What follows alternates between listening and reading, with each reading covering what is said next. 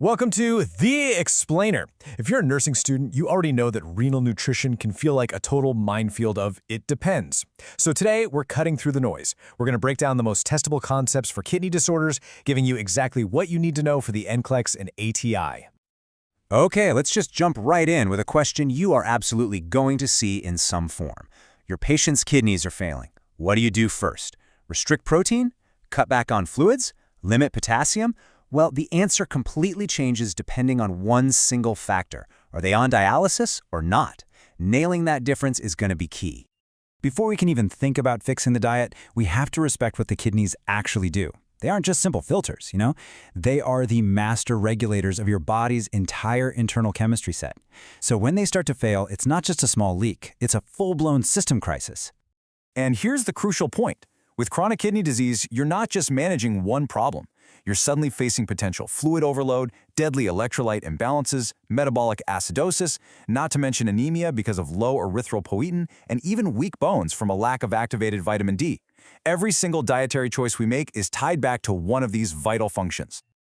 Okay, now let's tackle the single most confusing and, because of that, the most frequently tested nutrient in renal diets, protein. If you can get this concept down, you are already way ahead of the curve.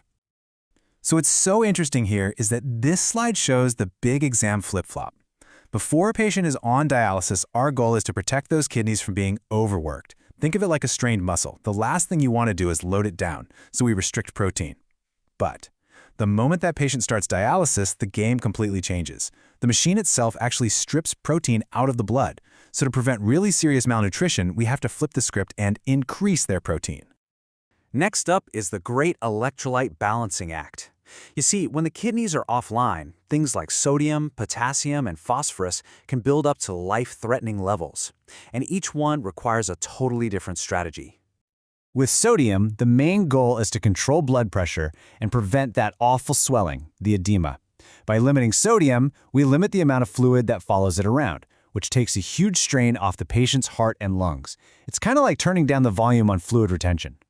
And here's a huge clinical reasoning point for your exams.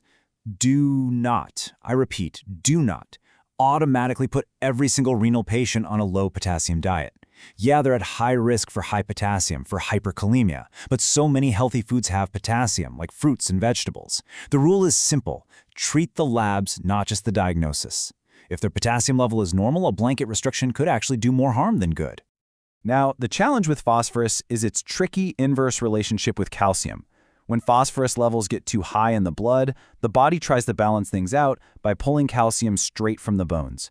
This leads to something called renal bone disease. Phosphorus is also a really sneaky additive in processed foods and dark colas, so patient education is absolutely key. And this is why most patients on dialysis need to take phosphate binders. Those are medications they take with their meals to block the phosphorus from ever being absorbed. All right, let's get into a couple of special cases that have their own unique dietary rules. These two are prime territory for those tricky NCLEX questions, because honestly, they kind of defy simple logic. The easiest way to think about nephrotic syndrome is to picture a leaky filter. The glomeruli, those tiny little filtering units in the kidney, are so damaged that they just can't hold on to big molecules like protein anymore. So protein just spills right out into the urine, which leads to that classic trio of symptoms you see here. Now this is a critical exam trap. Your gut instinct sees low protein in the blood and it screams, I need to replace it, right? But giving a high protein diet just forces more protein through that already damaged, leaky filter. It actually worsens the protein loss and speeds up the kidney damage. The correct thing to do is an adequate, not high protein diet. Now, let's talk kidney stones. This is another area that's just filled with common misconceptions. Something like 80% of kidney stones are made of calcium oxalate. So your first thought is probably to avoid both calcium and oxalate, right? Well, wrong. This is probably the single most important and definitely the most counterintuitive point about kidney stone prevention. If you get a question that asks what to tell a patient with calcium oxalate stones, and one of the options is to avoid dairy or eat a low-calcium diet, that is the wrong answer. And this slide shows you exactly why that is. Dietary calcium basically acts like a bodyguard. It grabs onto the oxalate from your food while it's still in the gut, and it forms this compound that can't be absorbed. This whole package then gets safely passed out in the stool. If that calcium isn't there to bind it, all that oxalate gets absorbed into the bloodstream, travels to the kidneys, and then it crystallizes into painful stones. All right, let's lock all this knowledge in. Here are the simple, one-line takeaways you need to have on instant recall for your exam. Think of this as your high-yield summary. So if a question is about prevention or just early-stage kidney disease, the answer is almost always going to be a heart-healthy, plant-forward diet like the DASH or Mediterranean diet. Before dialysis, the mantra is reduce the workload. Simple as that. We're trying to preserve every little bit of kidney function we can, so we restrict protein, sodium, and phosphorus. But remember, dialysis changes everything. That machine removes protein, so you have to put it back into the diet to stop the patient from becoming malnourished. You have to remember that flip. With nephrotic syndrome, the goal is just adequate, not high protein.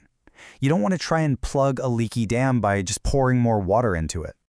And for calcium oxalate stones, the two biggest priorities are flush the system with plenty of fluids and make sure there's enough calcium in the diet to bind that oxalate in the gut. And that's our deep dive into renal nutrition. We'll leave you with this final question, just to connect all the dots. Remember how we said earlier that the kidneys activate vitamin D? Well, without active vitamin D, you can't absorb calcium properly from your food. So, what long-term bone disease should you be anticipating? See, that's how you go from just memorizing facts to really applying them with true clinical reasoning.